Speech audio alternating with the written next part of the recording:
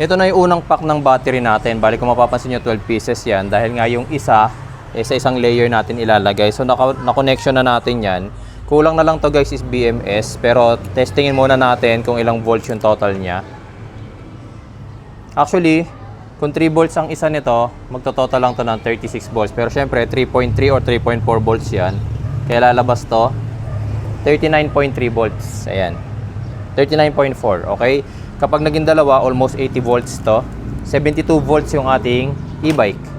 Yan. BMS na lang ang kailangan nito, tsaka yung active balancer natin. Bali, ito yung pangalawang battery pack natin. So, iba yung arrangement ng battery niya. Ayusin muna natin.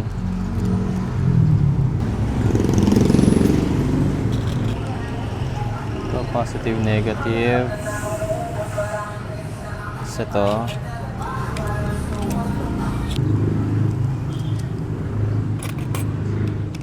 So, gagawin lang natin ng wire to, tsaka ito. Para maging, ano rin to, 36 volt system, pero nominal to, magiging ano to, magiging 39.8 volts.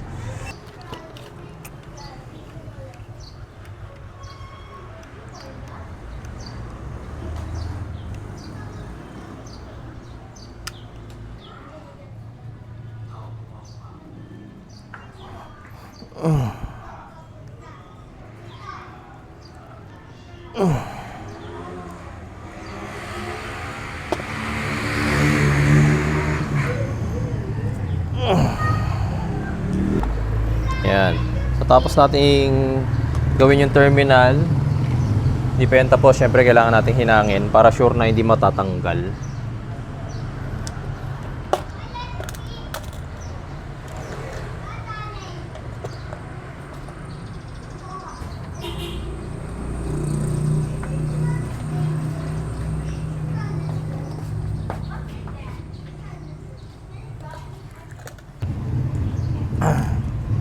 Yan. So, ito, dito natin nilalagay.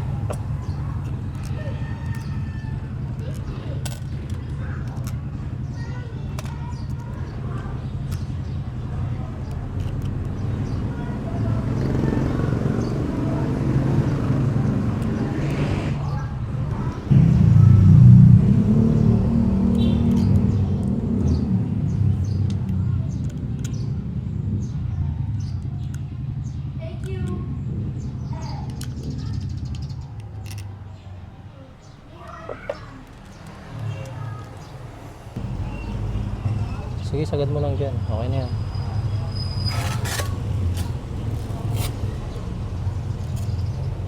Okay.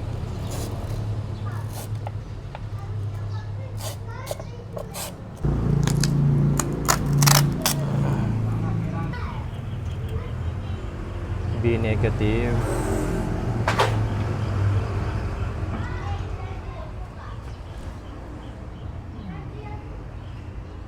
Tabot ba siya? Ito guys, so sinisimulan ko ng i-wiring yung aking active balancer. So, maaaring yung iba sa inyo hindi masundan ha, kasi syempre hindi naman magkakatabi yung arrangement ng battery natin. Medyo may apat na battery tayo na nasa sideways. Pero basta may tamang procedure yan mga boss. Basta kung ano yung nasa negative. Ito yung unang positive, pangalawang positive, pangatlong positive, pang-apat, pang-lima, pang-anim, pang-pito, pang-walo, pang-siyam, pang-sampu, pang-labing-isa, pang-labing-dalawang positive. Okay? So susunod-sunurin nyo lang siya based dito sa ating BMS. Okay? So ito yung negative na una. Tapos yan, sunod-sunod. 1, 2, 3, 4, 5, 6, 7, 8, 9, 10, 11, 12, and so on. So basta alam nyo kung paano ginawa yung pag-wiring ng iPad sa series ng battery. Alam nyo kung ano yung number 1 na positive, number 2, number 3, number 4. Ganun lang mga boss. Okay? So inaayos lang muna natin yung wirings. So ngayon nasa ano na ako? Andito na ako. Natapos ko na yung kalahati.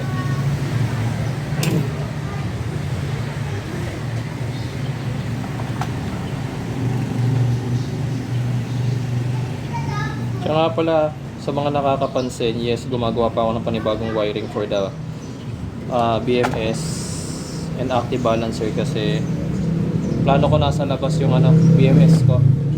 Hindi hindi ko siya isasama sa ano, sa battery pack. Ihiwalay ko siya. Kaya nasa labas talaga siya, guys.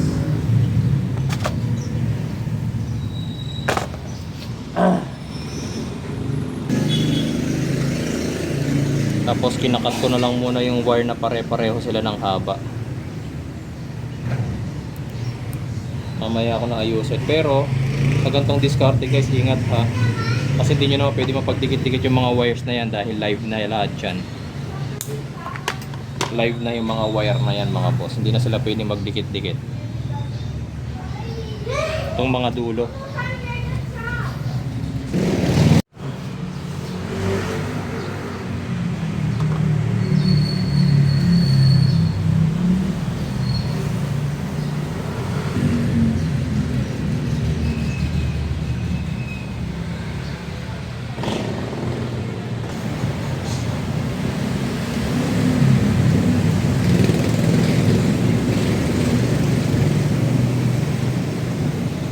Okay, so dito sa part na to, pina-wiring ko na yung para sa ating BMS. And kung mapapansin nyo, meron akong hinihilang sa kanya na socket. Kasi plano ko removable. So actually hindi ko na rin ma-explain sa inyo kung paano ko pina-wiring to.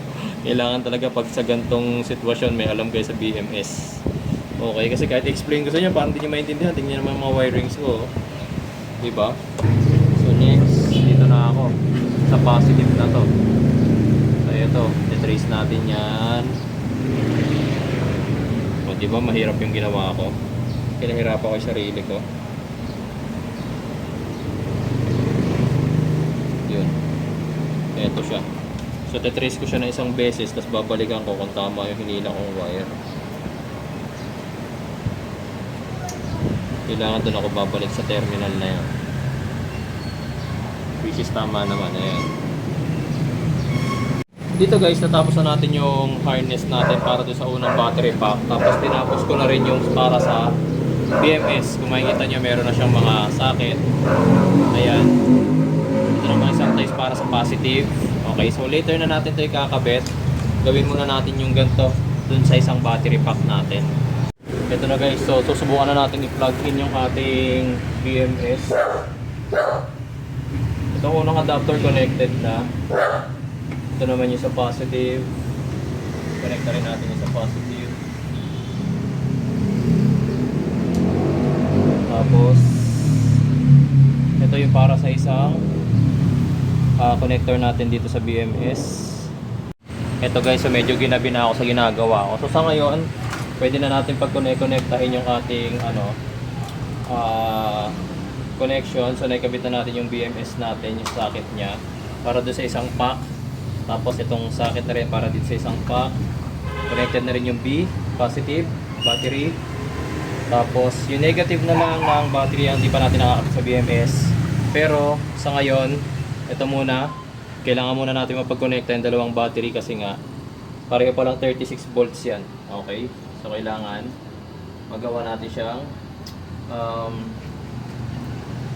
72 volts.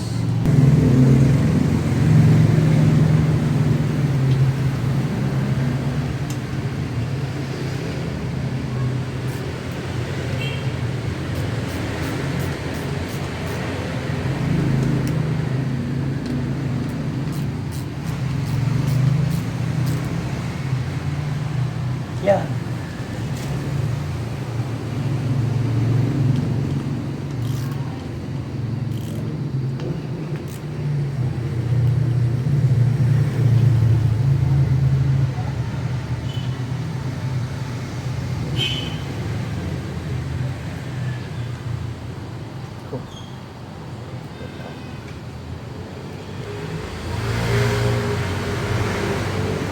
Yan.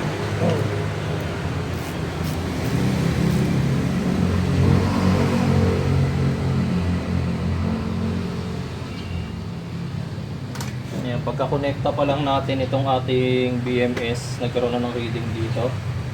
Kaya kung mapapansin nyo, kailangan lang natin gawin, i-connecta ngayon itong battery natin. Ito, isa na yung volt niya.